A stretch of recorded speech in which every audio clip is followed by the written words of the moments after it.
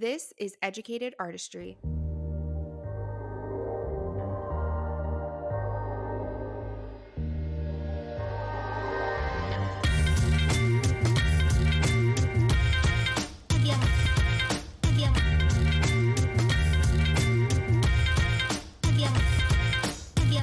Hi, everybody. Welcome to this week's episode of Educated Artistry. I'm excited to be here with you today, and I hope you guys are having a great week so far. Today, I'm excited to share another couple interviews from the Lash Conference. Now, you guys, when I've polled on my Instagram in the past or talked to you guys in the DMs, a lot of you say that you like having longer episodes. Like the 45-minute to hour mark is perfect for you, especially if you're at the gym or you're taking clients and you want to have something that longer that you can listen to, especially since we're only coming out with episodes once a week. So when we were at the Lash Conference, I did a lot of interviews, but I kept them like 20 to 30 minutes time frame because it's busy. People have classes or they're teaching classes or they're speaking. So today I wanted to pair two guests together because we talked a lot about client building, setting boundaries with your clients, having booth renters, becoming educator. I feel like it's kind of like the everyday lash artist struggles is like kind of what we talked about with these two guests. So I thought that they would pair really, really well together and to give you guys a longer episode and get introduced to two different people on this one episode. So I want to introduce to you the first guest is Amanda Wagner. She is the owner of Pretty Little Lash Co. She is a lash artist, an educator, a salon owner, and a business coach. And her goal is to help other lash artists build the career of their dreams. Amanda was able to build her business to where her husband could now stay home with their kids while she, works on her business, and she has a salon with a couple booth renters.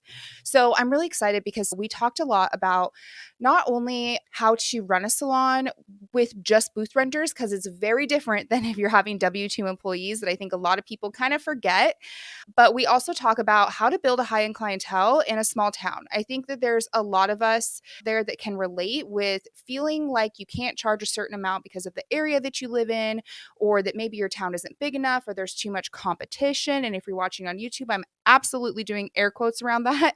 So we talk a lot about that because I think that that can be something that holds us back. But like, how can you build a high-end clientele in a smaller town?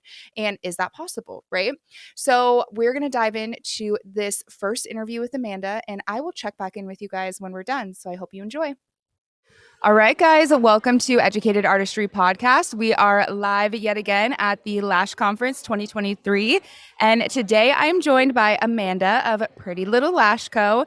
Amanda is a lash artist, educator, salon owner, and business coach. She helps lash artists grow and scale their lash businesses of their dreams. Her career has changed her life so much, and I want to talk to her about that with family and building a high-end clientele in a smaller town. So I'm super excited to have you on the podcast. Yeah, thank you. I'm really excited. Yay. Thanks for getting up so early, too. No problem. We're on the last day of the Lash Conference. Have you had a favorite part of the conference so far? The main session, Ryan Leak. Yes. Did you watch him? I did. He was incredible. Yeah. He was so freaking good. I was taking so many notes, and wow, I really liked him. Especially the part like having kids and a whole family. He was like, just enjoy it. It's a season. And I was like, he's so right. Yes. So can you give me a little bit of backstory of like your lash career and when you got started and kind of where you're at today? Yeah. So I was actually the heavy equipment operator Oh, before I okay. did lashes. And then I was able to afford lash extensions. So I was like, I got like kind of a bad experience, and I was like, I think I can do this better. It was back in like 2014. Oh, wow. Yeah. And lashes were like not really No, big then. no, it was like one of those things where I was like, okay, maybe I have to like build to it. So I was Right. going in like every week getting a fill. And then I told my husband like, okay, so I was a single mom. I was doing heavy equipment. I was working like 50 plus hours a week. And so that's obviously not very feasible Right. for having babies. So I went to aesthetic school, and it just changed the whole trajectory of my life. Like, yeah. Oh my goodness. Yeah. What made you decide to go into aesthetic school? I think being surrounded by like women, making them feel pretty, making good money, working less, not having to commute 2 hours to a job site, work 10-hour days, mandatory overtime by a boss, finding something I was truly passionate about. Okay. Yeah. So what was your first job like? Did you go straight into lashes or did you do like more esthetician stuff? So I did a lash training. I went to school because I wanted to be a lash artist. I did a training and I was like, oh my gosh, I'm terrible.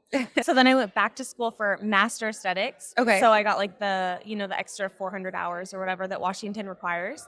And then I was like, you know what? There's people that are less qualified than me, like doing lashes. I can do it. Yeah. Like lashes isn't something you're just like good at. You have to work for it. So then I just started doing it, and I was an employee for 3 years. They offered incredible training, really good pay. I went to work, went home. And then when I had my second daughter, I was like, I can't do a 1-hour commute anymore. So Pretty Little Lash Co was born. Okay. And then my husband, after 2 months, I was making more than him working 2 days a week. So we had him stay home with our kids. Wow. And he's a stay-at-home dad now.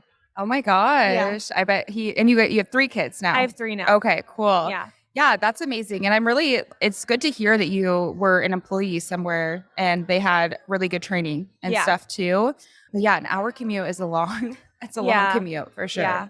So when Pretty Little Lash Co was born, you were just solo? Do you have booth renters or commission? So I started in a room by myself, and then I brought in my best friend, and then we brought in another girl, and then I was renting like 3 rooms in this like office suite. So then we expanded into a storefront, and now I have 4 booth renters. Okay. That's awesome. And everybody's a booth renter, no Everyone's employees. A booth renter, yeah. Yeah, that's how it is for me too. I just have the 2 booth renters, but man, it's nice. And it can be hard to find like good people that you mesh with, and especially with booth renters. I feel like I always tell people they think it is just like the easy way out, which I mean, I get it. Like you collect rent, but you can't tell them how to price their services, a dress code, or anything like that. So you have to find people that are kind of on the same, like have the same expectations and drive for their business as you do for yours. Because what I found at the end of the day too, it's like my name is on the door, even though they're coming into their business. So have you had any like struggles with that? Or did you feel like you guys were all kind of on the same page from the beginning? I'm learning. Yeah. I'm learning what I like, what I don't like. The hardest part is clients don't necessarily know. So they'll message me and be like, one of your employees messed up. Like, can we fix it for free? And I'm like, well, that's where it gets a little tricky. Right. Because I'm like, they're not my employee. Like, they need to fix their mistake. But if you would like to see me going forward after that, I would love to help you. So it's like keeping the community, but also holding them accountable. For sure. Yeah. That's something that it can be tricky when you have like the booth renters. And I don't know really like, I don't really know, because I feel for my girls, like everybody kind of understands that everybody's different. And I don't know what you have on your website. Something I did where I have like meet the other artists in the studio where they can book with me. And I do put like these girls are all like their own businesses, and I put a little bio about them. And that seems to help a little bit. But I can get to you in the client's perspective where it's like, I'm going into Pretty Little Lash Co. Like, why? What do you mean? Everyone's different. Well, and I have a reputation. And so I have some newer artists in there. And so they literally come there for what I can produce.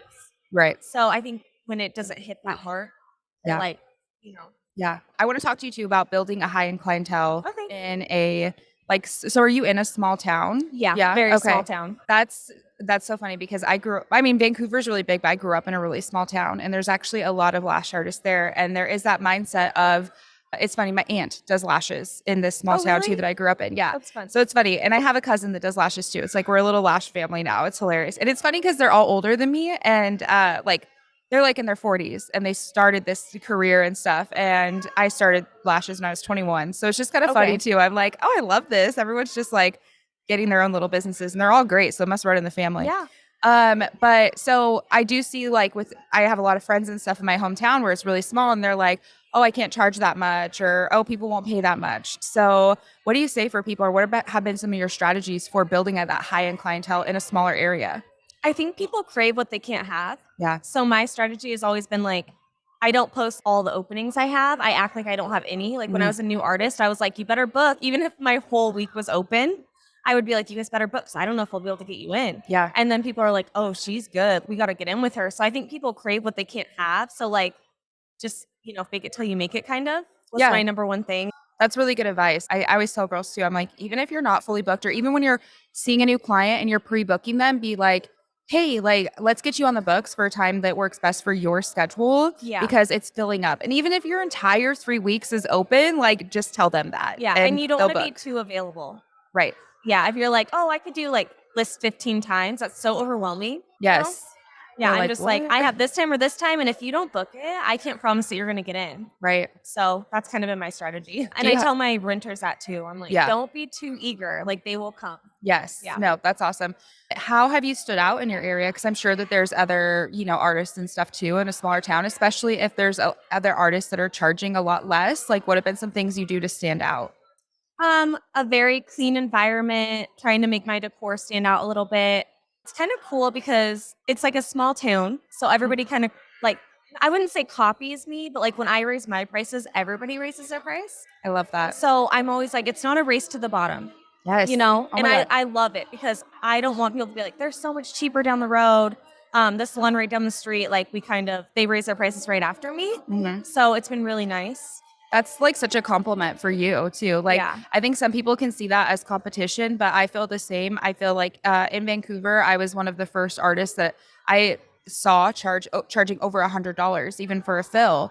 And for me, for some people, it can be like, well, nobody charges that, so I can't charge that much. And I was like, no, I'm going to charge this much. And I want to help other people gain the confidence to know that they can also charge that much. Yeah. And then now that has like elevated, and all it does is elevate your entire space too. Mhm. So that is really cool. And I feel like when you are marketing to that low end or like lower price point, you have not as good of client retention. They're the Mhm. ones that are kind of flaky, no showy. As soon as someone cheaper in town comes, they'll leave you. When you get into that high end market and you charge good prices, people are like very loyal, quality. They really respect those things. Yeah. Yeah.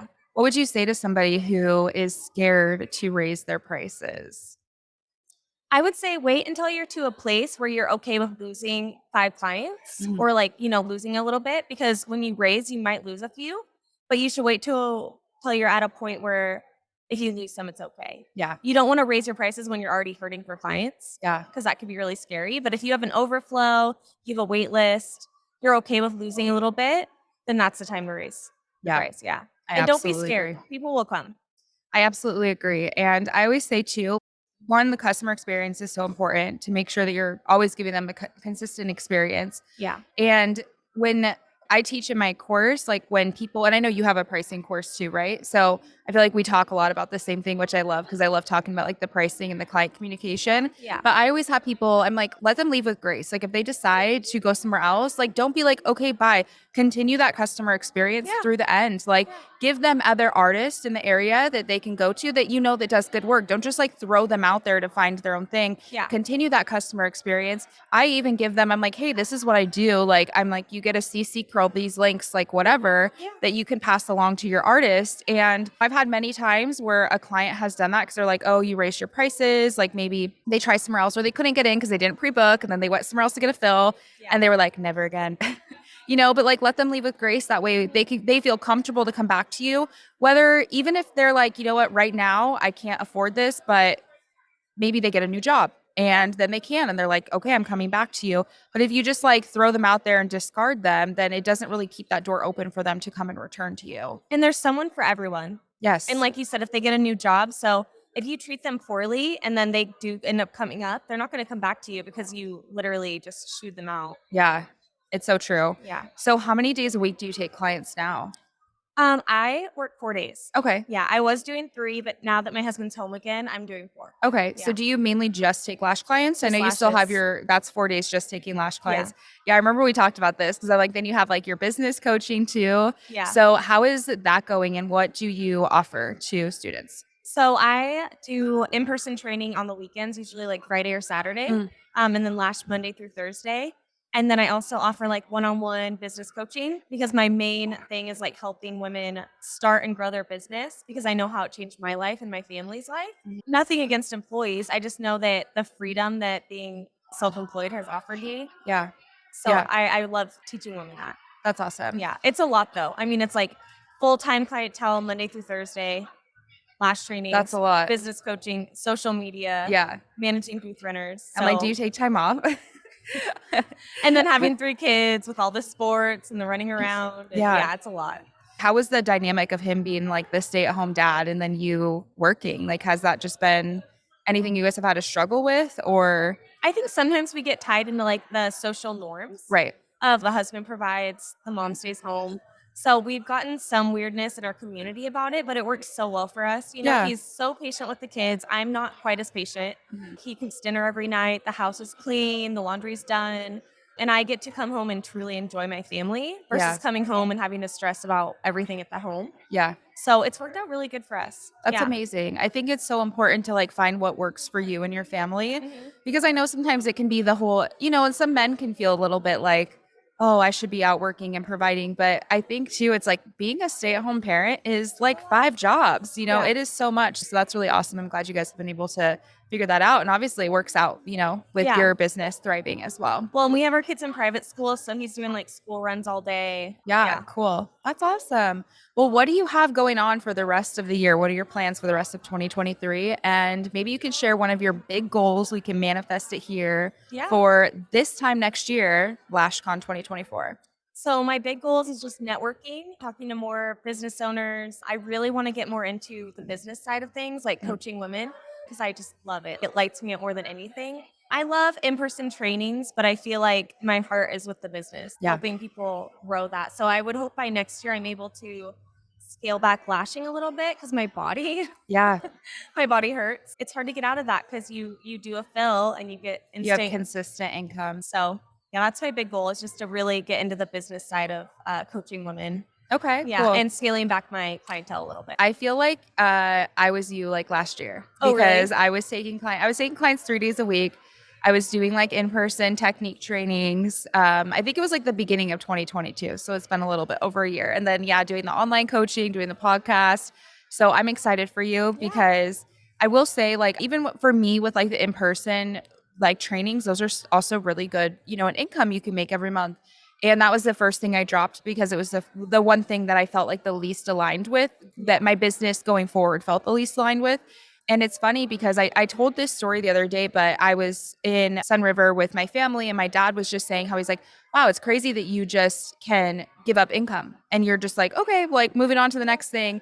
And I think it's a generational thing too. And I was like, well, it just doesn't align anymore. And I know that by getting that time back, I'm going to be able to put more time and energy into the other parts of my business that I want to grow that it's the long game, right? That's It's a the theme of sacrifice. the weekend. So Yeah. I'm excited to see that for next year. And if you're at the Lash Conference, we'll have to do a follow-up so I'll we be can here see for where you're sure. at. Yeah. Yes. Yeah, as long as I'm not pregnant. Right. Are you guys planning on having another baby? I really want a fourth. My husband's like, you're crazy.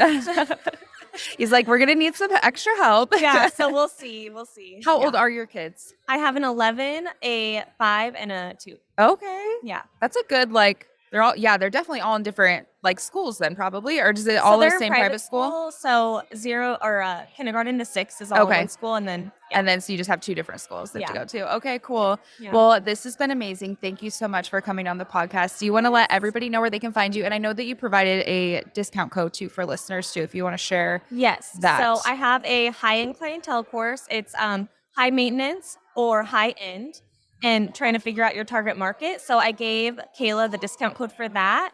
But you can find me at Pretty Little Lash Co on Instagram or Biz Bestie Amanda if you want more like business tips and tricks and funny reels. You can follow me there. And then my website's just prettylittlelashco.com. I love it. Thank you so much, Amanda. Welcome back. I hope you guys loved getting to know Amanda and loved that interview as much as I did. It was so fun to sit down with her. She was somebody that we've talked on Instagram for a year now. She was actually one of the sponsors of the 100th episode celebration. So it was so cool to be able to meet her in person and sit down and talk with her. Our next guest is Mackenna Wallace. Now, Mackenna is a lash artist of 6 years. She's from New Jersey, and she just opened her salon suite this past year, and she's currently working on growing herself into an educator and is offering classes for people local. Now, Mackenna is the sweetest, and you guys are going to just fall in love with her too.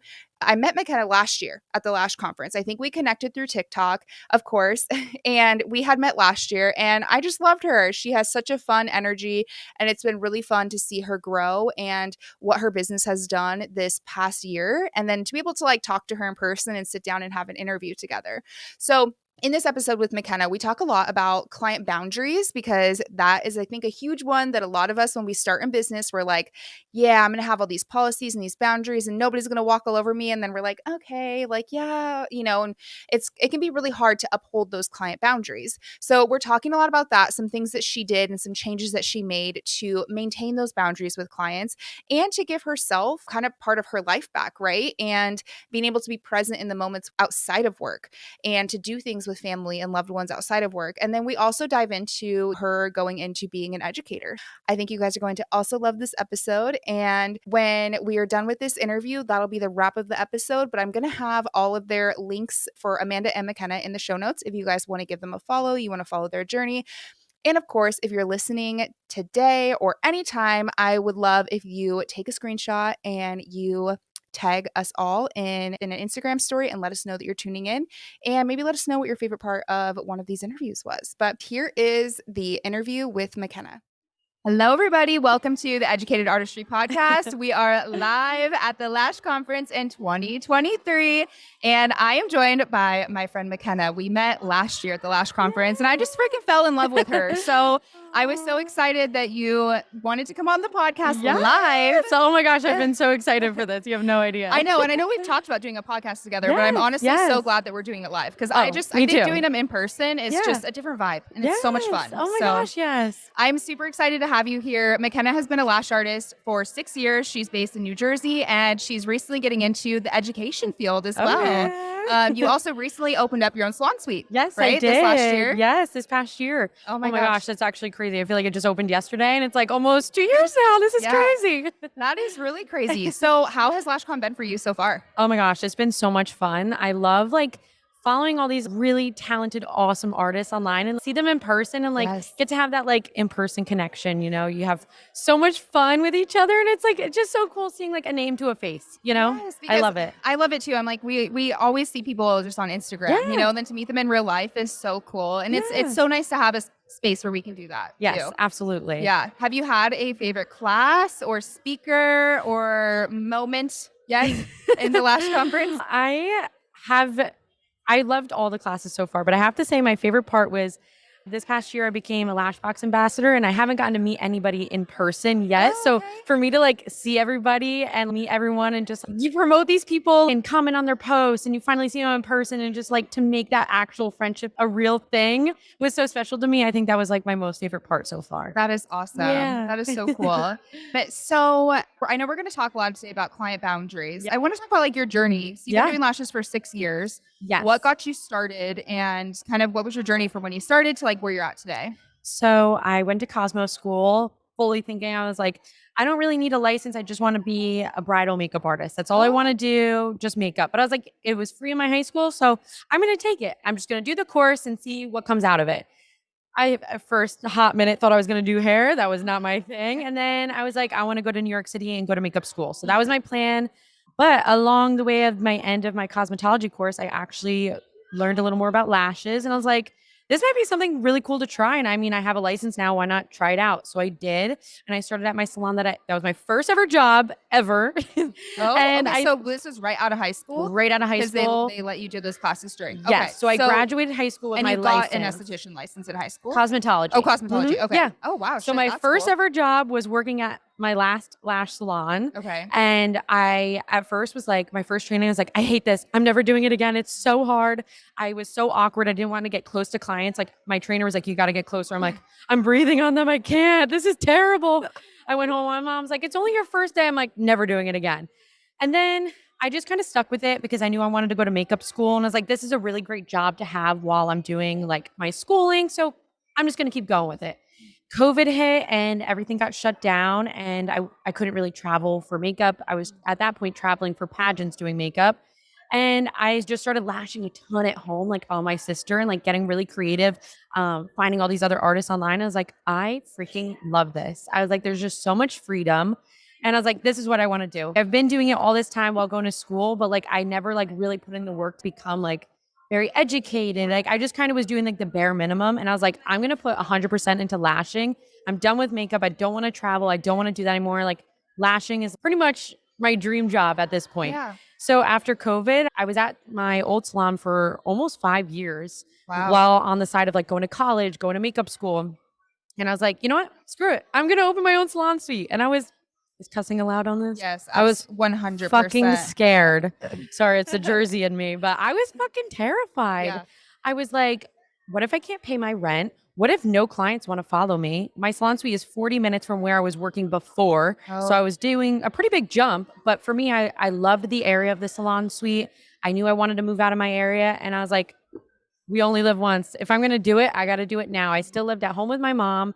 I wasn't paying for a mortgage or anything. So I'm like, you know what? Now's the time to take this risk. Yeah. And I'm so happy that I did. And I'm forever grateful that I started lashing when I did, because for me, it's been a long journey, but it's been a very, very rewarding one. So I'm very happy that I've come to this point, you know? So what year was it that you opened up your salon? 2 years ago, you said? So 2021? this upcoming March will be 2 years. Okay. So not this past March, but the March before that. Okay. I'm a little confused on the timeline. I know, honestly. Well, especially What after was this that? weekend, I'm like, what is I know. today? Is it Monday? What year is it? Right. No, that is really cool. So did you have clients follow you? I did. And Wow. I was shocked. Like, Yeah. I thought everybody was just going to leave. Honestly, so many of my clients just loved me as a person that they were like, I don't care that you're 40 minutes away. Some even live an hour away, or like, I love you as a person. And I'm sticking with you. And to me, like, that was like, wow, like that really made me feel just so motivated to like just build on this business now. So yeah, I was very happy that they did follow me. I'm forever grateful. That's a huge compliment. That says a lot. Like, I think that that's where I tell a lot of people, like, you can be the best lash artist, but if you're not building the connection and giving a good customer experience, oh my gosh, absolutely, it's a lot easier for your clients to leave you. Like, I've been doing lashes for 8 years, and I still have some clients that saw me in the beginning when I fucking sucked. Like, retention was bad. I was telling them, don't wash your lashes, don't get them wet. Yes, don't and they're still coming. We were like, don't cry tonight. Like, put on goggles in the shower. Yes. Oh my God. Literally. So funny. And now it's so funny because I ingrained it in them so much that even today I still have to be like, you can get them wet 5 minutes after. Like, and you can like, wash them. Are you sure? Yeah. I'm like, I swear. Yes. I'm like, please. We could wash them wash right now. Right. So it's so funny. But, you know, I think that was the thing where it's like, yes, back in 2015, the standards weren't the same. The artistry wasn't the same as it is today. Oh my gosh. But still, the fact of like, if you didn't, like for me, I feel like, and for you too, if you didn't create that like connection with your client and where they actually enjoy being in your presence, then they're gonna be like, all right, I mean, she's all right at lashes, but I don't feel like a draw to want to follow her and drive 40 minutes, you know? Absolutely. And that's what's really important. That's where clients will stay with you through your price increases, through policy changes. They don't care. They're there for changes. you. They don't care about anything else. They just want to support you. Yeah. I always say, I'm like, you could totally be struggling with your lash technique, but if you're an awesome person, the clients don't care. You're going to improve in time. But like, if you're starting out and your personality just isn't there with them, you're not vibing with them, they're going to go somewhere else. Mm-hmm. So you really just got to like be there and just remember that they're humans. You got to, you know, still understand if they're going to be late, you know, work with them. It's so important. Did you listen to Ryan Leake's speech yesterday morning? Were you at the No, main I session? wasn't. No. You definitely should rewatch the replay when it's up. But he was saying about like that it's not just about the service and leaving with lashes, but it's like how people feel. Like you could be saying something to them or inspire them where they leave feeling like a new person. They have a new perspective. Absolutely. And we all feel like the beauty industry, like we are low-key therapists, you know, too, as well as like doing this service. And it's so important to, you know, have that part. Cause you know, I've seen many lash artists throughout like my years of doing it that have come and gone, and some lash artists that are fucking amazing where I'm like, dude, you've got like an eye for styling, like that. I feel like they're better than me. Yeah. And they struggle with getting clientele, but it's like they're, you know, as talking to them, especially when they've reached out and stuff, it's like inconsistency in not being late on your client, right? Maybe rescheduling last minute, being inconsistent. Remembering it is a business. Yes. Like you have to be reliable, trustworthy, and consistent for your clients. And that is something too, like my clients know, like I'm so consistent. I'm like on time. I feel like it's been ingrained in me. Like I did dance and cheer. Oh yeah, I was a dancer too. I love that. And my coach was like, if you're not 15 minutes early, you're 15 minutes late. And if you're late, then you run and all the rest of the team runs with you. So I feel like it's ingrained in me to always like be punctual and stuff. So I'm the exact same way. My clients, I think, respect that too. And so they know Like I'm so consistent with them that they know like if I truly like something happens where I'm like, I'm literally sick or I'm so sorry. Like they're not even upset because it's not something that happens. Because they know that's not your norm and that's not who Yes. you are as a person. But if you are normally doing that consistently, then you're losing that trust with your client. And then they don't believe you if something actually does happen. Exactly. You know? They're like, okay, yeah, of course she's running late. Yeah. For sure. Absolutely. So I want to talk about client boundaries. So when you started in your salon suite, because were you a W-2 employee at your salon? I'm assuming, or was it commission? Yeah, I was a W-2. Okay. So you kind of had to transition into like communicating with all your clients and setting those policies and having those boundaries. So how was that for you in the beginning when you went into your salon suite? So hard, and I struggled big time. I would listen to podcasts and like, set your boundaries, this, that. I'm like, yeah, that's what I'm going to do. And then a client comes and is like, my technical hours are until 6 p.m. And they're like, well, I can't make it till 8. I'm like, no worries. I'll take you. Absolutely no problem. And then I'm coming home and my boyfriend's like, what are you doing? Like you said, like, these are your hours. Why are you extending them? Like you're not. And I'm like, oh, it's fine. I want the clients. I want to be flexible. I want them to be able to come in and depend on me. But then it was getting to the point where I was staying so late every single night of the week that I was not focusing on what I was eating. I was not working out. I was hardly drinking water.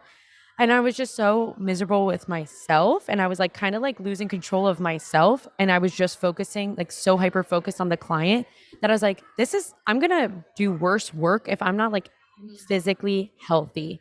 So this past year, I was like, I have to make a change. This is going to be a really fucking hard change because people are so used to me just being like, oh, it's fine, whatever. That like when I started setting those boundaries, it was almost harder for me because then these clients are like, oh, well, I always come late and now you can't. And I had to be like, unfortunately, like I have to put myself first. I can't give an awesome service to you if I'm exhausted. All I drank today was a coffee. I am not working out, like it's so important that we remember that because then we just start getting really down on ourselves and that does reflect in our business. So this has been a very big learning curve for me this past year, but it's a very important one. Absolutely. And I think that's why I know it's hard when you're like starting out too. It's really hard to do the boundaries because you're like, but I want clients. Like, and it's hard to say no, but exactly what you said. It was even harder to switch everybody after they got got accustomed to how your boundaries were a little bit more flexible and loose. If people weren't understanding when I tried to. So I feel like if I just started right off the bat, it would have just been so much easier. Yeah. Did you have a lot of pushback? Like, how did you handle that? A couple people mentioned to me, like at first I started by just taking my Saturdays away because my family does things on Saturdays. And I was always like, oh, I got work. And I was like, you know what? No, I started my own business because I want that flexibility. So why am I working 24/7? I mean, we're still doing things behind the scenes all the time. But that's the biggest part. Like you still have things to do behind the scenes. Exactly. So I was like, nope, Saturdays are going. I don't want to work a Saturday. But then that turned into me staying even later during the week to make up for that. But clients did start to understand. I was like, you know what? I want to focus on my health. I signed up for a Pilates class and I was like, this is going to be my thing. I'm like making a priority. And just from starting that, I feel so much happier with myself overall. I start doing my makeup in the morning now. It was definitely affecting the way I was showing up to work, how I was acting. I almost felt like I was getting irritable and it wasn't fair to my clients at all. And here I think I'm trying to help them, but if anything, it's making it worse, you know? Also too, like what kind of person, like how do you want your day? Because like I'm okay. I like getting up early in the morning. Yeah. But I like a slow morning. I always see your videos. I love that. Thank you. I'm like, I don't like to like get up and be like, I got to go take clients. I have my hair girl I trade with and I do her lashes like 8:30 in the morning. I come there like looking like shit. Cause I'm just like, like I just didn't have my slow morning. But now I take my clients, it's like 11:30 to 6:30 are my hours. And for me, that is where I feel like I'm the most energized. I have my morning to be able to like work out, eat breakfast, and it's so do my important. skincare, get ready, feel good. And I think that is really important. And in 8 years, I've had every fucking schedule that you could probably imagine where I worked 5 days or 6 days. And I had some days where I started at 7 a.m. and some days I stayed till 9 p.m. Like crazy hours. I worked Saturdays and I did every other Saturday. And it's just like, figuring out what works best for you. Yeah. And it's like, and there was that big part where I was like, oh, I have to work weekends because like that's what we need. And you don't have to. No. And I tell everybody when they're starting, and I know it's hard, and I'm sure you would give the same advice, like looking back, is if you start working weekends, It's much harder to take that back. You know that your overall goal is like, I have a family, that's important time, or I want to spend time with my family, my friends, my significant other. Don't start, because people say, and I even see big educators be like, you got to hustle. And I think it's like the most like fucked up like advice. Like you got to hustle. Completely agree. You got to work your way up, pay your dues. And I'm like, fuck that. Like it's your own business. Like you That's said. why we started this. That's why you started. That's why we're here. Exactly. So if you know, like long run, you do not want to work weekends, don't start, because eventually when you're booked and busy, like they tell you, oh, you can be a little bit pickier with your hours once you're booked and busy. Well, now you're going to have to get rid of all those weekend clients. And try to find people to come in during the hours you actually want to. And now you're restarting your clientele all over again. And I see girls in my salon suites struggling with this right now. And they're asking me for tips. And they're like, I'm booked out to the end of the year on these Saturdays and I want to take them away, but my clients can't come during the week. And I was like, if you don't want to do it, you just don't do it. Maybe you extend another night if you want to. But if they want to come to you, they'll make it work. And if they don't, they'll go somewhere else. And that's okay. But it is going to make it harder now, because now you're trying to build that clientele of who can come those weekdays during now. The week. Yeah. No, and that's so true, because it's a lot easier for one client to work their schedule around you versus you working your schedule around your 40 clients that you have. Yeah, so, absolutely. Yeah. If they can make it work, well, they will make it work if they want to come to you. But, we also have other people that we're servicing, and we also have other life things to attend to. So you're totally correct. I don't know if you do this, but I implement like an after hours fee. So I've been thinking about that. Because, there are some times like, okay, let's say, for example, being the Lash Conference, like it kind of worked out actually with my schedule. I think I worked an extra day before we came up and I didn't charge after hours fees. But let's say, or a client doesn't book out and you're booked that week. And if I want to add on an appointment, like to the end of my day, or maybe come in on a day off, I will give them the option, if I want to. Yeah. Well, remember that. Not always. Have to, then I will add on an after hours fee. And I just say it's $25, because for me, I have my hours, and anything outside of my hours is kind of like overtime if you think of it that way. Just like if you're at a corporate job and you're working overtime. So compensated for that. So I tell them, I'm like, hey, I would love to get you in. I can do these times, however, is outside of my regular business hours. So there's an additional $25 charge. Or I say, or if you want to get in within my business hours, here are my next openings, which it could be maybe not a day that they like or whatever. But then usually you do that once, especially if it's a client that like doesn't like to pre-book, or they're whatever, they're going to start pre-booking because they're going to make sure they don't want to pay that fee now.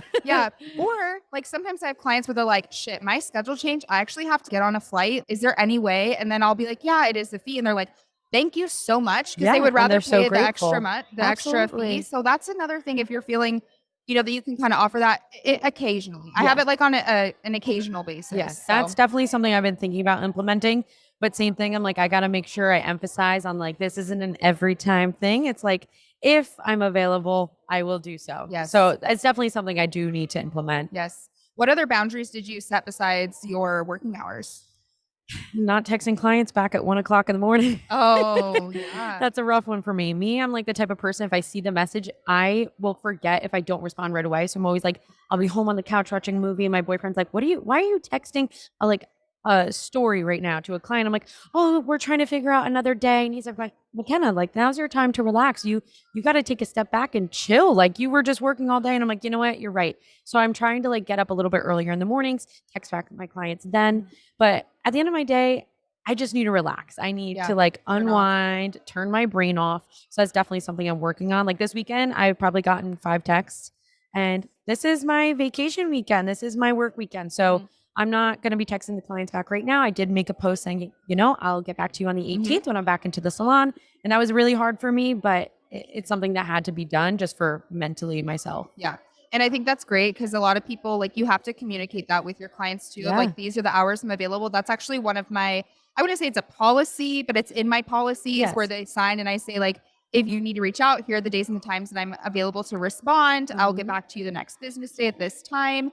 And then, or you can, go to my booking link or my website. But I did the same. I sent out email to all my clients and I'm like, hey, I'm be gone. And I, put it in a way where it's like, this is beneficial for you as well. Like, you're here to learn, to bring things back, new products, new training, new education. So it's actually in the benefit for the client that you are able to disconnect and fully immerse yourself into this. Because then otherwise we're not fully focused on what we're doing here. Exactly. And it's so important. Yes. And, clients can be, actually one client texted me, but it was silly. She sent me a picture of her toenails. And I didn't even text her back when I was like, that's so funny. She was like, I asked for spider webs and it looks like they just put a bunch of lash fans on me. So it was really cute. But I was like, so adorable. I love that. But like your clients will respect that. And I think that's too where it's important, like those boundaries that you have in those policies, like I have them sign it. Like when they do an intake form, there's also a paper that has all my policies, the late cancellation, my sick policy, my hours available, the after hours fee, children policy, like all those things that they actually sign. So they can be like, so I didn't know. Like that was your policy. No, and that's very smart. That's actually something I should add to mine. Yeah. Just print it out, like add so it that as they part know. of your page. Absolutely. Yeah. But that's so funny. I had a client text me too, but it was like, you look so good in all your stories this weekend. And of course I'm like, oh my God, thank you so much. That is so cute. It was so cute. I love that. How has it been with educating? So are you educating through Lashbox LA or is it your own education? No. So I took the lash makers training course out in Miami. Love. Yes. She is phenomenal. But I'm just educating like through my own brand, through Blink by Mack at my salon suite. And it's been awesome. It's been a journey. Yeah. It's definitely very different. You take this course and you're like, students are going to be knocking my door down. And it's like, no, you have to work to find these students who are interested in what you're teaching. And also just making sure that what you're selling them is of value to them. They're getting what's worth that money, So it's definitely been a big learning curve for me, but it's honestly good. I love the push. I love to be challenged. So for me, it's just like push me to do more research and figure out other ways to reach these students who are looking to learn. And I love it. I feel like my students are like my babies now. I'm like, it's such a rewarding feeling to see like all of the work that you've put in over the years to teach someone and see it come to life. Like my recent student, Courtney, her and I just vibed so well, but like to see what she brought out of like my training, I literally was at the dinner table with my boyfriend and I started tearing up. I was like, that was just so rewarding to me. And like, it's just a really good feeling. So I'm really loving it. That is like, I remember feeling that way when I did like my in-person trainings and stuff, and then seeing the progress photos of just like their first set to their second set to their third set. You're like, oh my God, it's so good. Oh my gosh, I was with my boyfriend and I like pull up this picture. I'm like, look what my student Adriana just sent me. I'm like, I'm so proud. He's like, that is awesome. He's like, that is so cool to say, like, you taught her to do that. I'm like, yeah, I mean, she just took the tools that I provided and she went with it herself, but like it's so freaking cool to be a part of that journey for them. That is amazing. I'm super excited, and I'm really excited for you, and it's been cool like just meeting you last year and then seeing like your growth and everything that has happened. Well, and I was super excited to meet you because before I even opened my suite, I took your pricing course, your ebook, and that helped me so much with my business, and I've been following you for years now, so like to see you and like do this, like this is just like awesome to me. Like, so surreal. I love it. No, I love your energy. Like when we met last year, I was like, well, I already knew I liked you. And like we were talking on TikTok and stuff. And then we met last year. I was like, oh my gosh, I freaking love this girl. She's awesome. I wish we were closer. I know. So far away. I literally was thinking that too. So far. But no, it's been really cool. I have been asking everybody if you want to manifest something for LashCon 2024. So by this time next year, if you want to like put something out there of something that you want to achieve or that you have a goal of. Love this. I know it's kind of putting you on the spot. No, it's okay. By this time next year, I'm hoping to expand my business, have a bigger space, and hopefully maybe someone working with me. Ooh. Fingers crossed. But that's like an employee. Yeah. Cool. So that's my goal. I love. Oh my gosh. We'll look back next year. Oh yeah. Yeah. Put it out there. Why don't you tell everybody where they can find you and follow along your journey? Yes. I will add all the links in the show notes, but let them know where they can find you. So you can find me on Instagram and TikTok at Blink by Mack. See my silly, goofy videos on there. They're so cute. I loved your Barbie ones. Oh, when Barbie came out, I was like, we are doing something for this. So smart. Love the pink. Yes. Perfect. Well, thank you so much. I am so glad we were able to do this. And you're my last podcast of the conference. So thank you for wrapping it up with the good energy. I love this. All right. Bye, guys. Bye.